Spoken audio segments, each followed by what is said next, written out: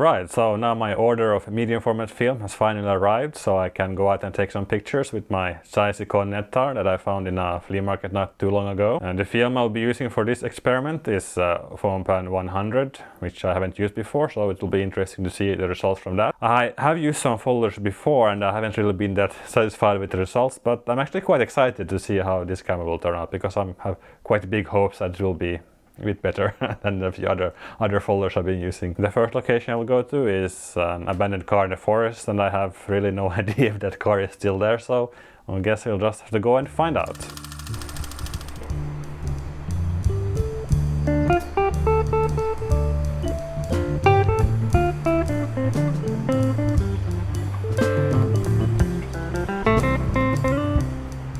So we came here and the car is still here, fortunately, so I will get at least one photo from here.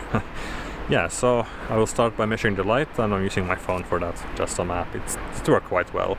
Should probably get a real light meter, but one thing at a time. The aperture at fully open, the shutter speed at 75th, yeah. I would like to have it close down the aperture, but actually it's quite soft light, so it will be nice, I think. Right, so we also need to put the distance 4 meters, I think, or between 4 and 5 should be fine. Yeah.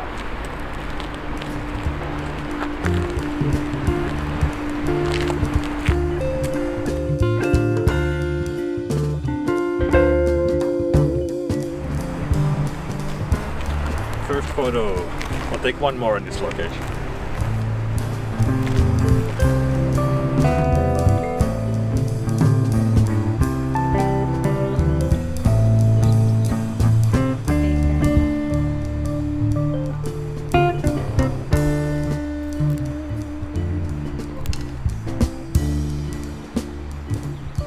Right, so I should also remember to actually advance the film before I take the next picture. There's nothing preventing you from taking double exposures. Already did this mistake on my panorama experiment, so yeah.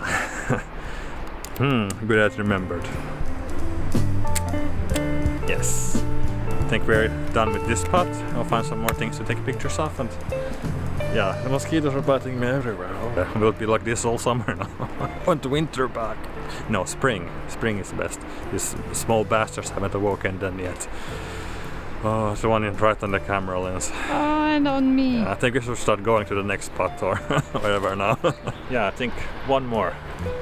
Right. I think here we are at 3 meters. But yeah, I'm 1/3 through the roll now, only 12 shots per roll, so yeah, I guess it's good to work the scene, but take pictures after you have looked around.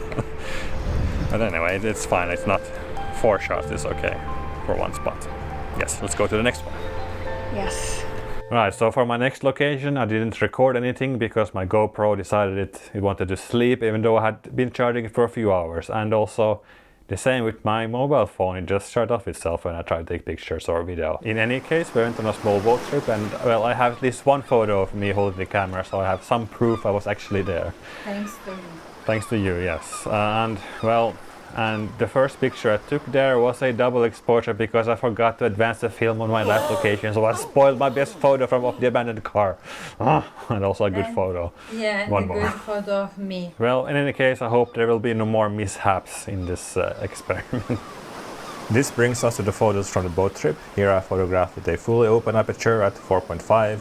The depth of field is comparable to an aperture of 2.8 on a 35mm camera. And I have to say, it creates a nice separation between the subject and the background, as much as you normally need really. The attention is in the subject while there is still some context about the location. I usually don't prefer super blurred out backgrounds in my photos anyway, so this is actually great.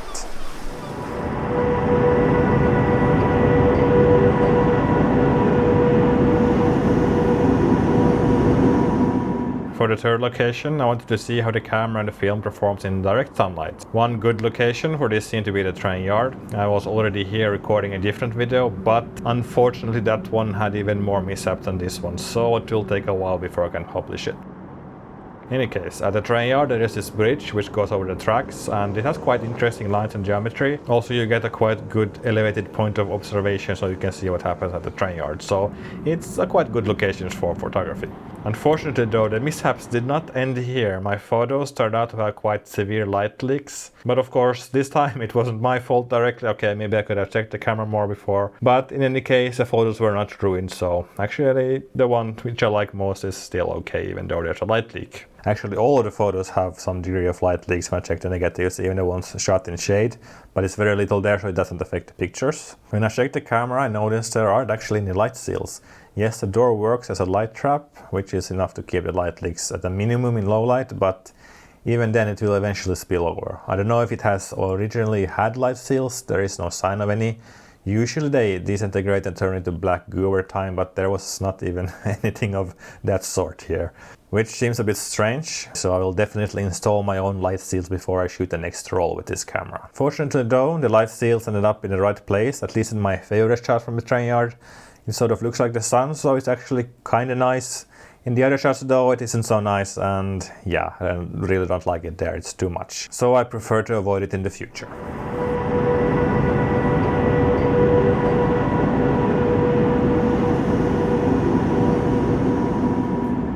Right, so we are back home after running around to different locations in the forest, out at the sea, in the train yard, and yes, I successfully developed the photos, so at least that thing is working correctly.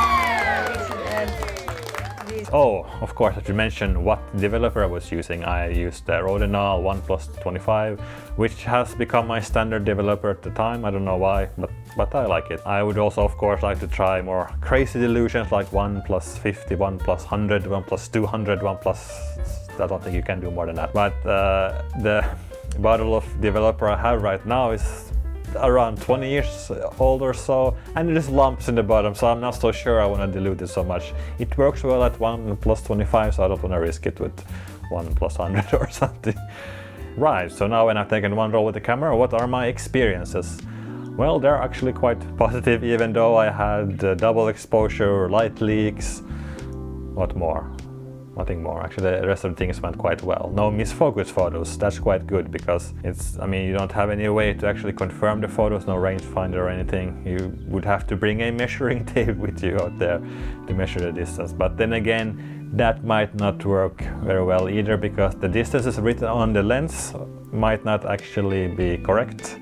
I checked the 1.2 meters, that one is correct at least, and that's what I used on the boat to get the portraits, and those turned out quite well. And secondly, one important thing to pay attention to is in which order you do things. The most important thing is that you should advance the film after you have taken a photo, because otherwise you will forget it like I did and ruin not only one shot but two shots.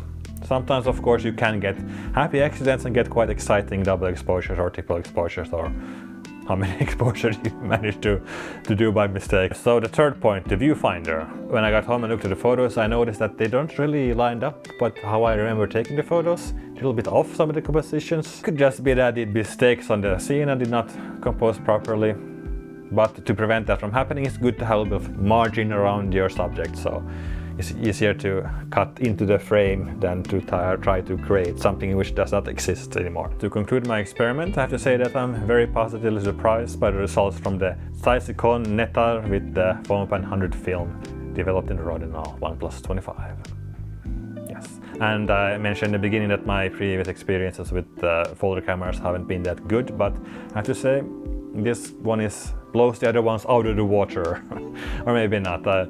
But I'm really happy with the results here. Actually, I'm very excited that I can found a medium format camera which is small, light and has good image quality, because usually there are these big monstrosities that weigh a lot, especially DSLR cameras, and that's not something that I feel very eager about carrying around outside in nature and taking photos with. I mean, this camera, I can put it down in a pocket and it's so practical. I mean, of course, the image quality will not be the same as from modern lenses. I mean, the corners are a bit soft, so I mean, but that is to be expected from such an old camera.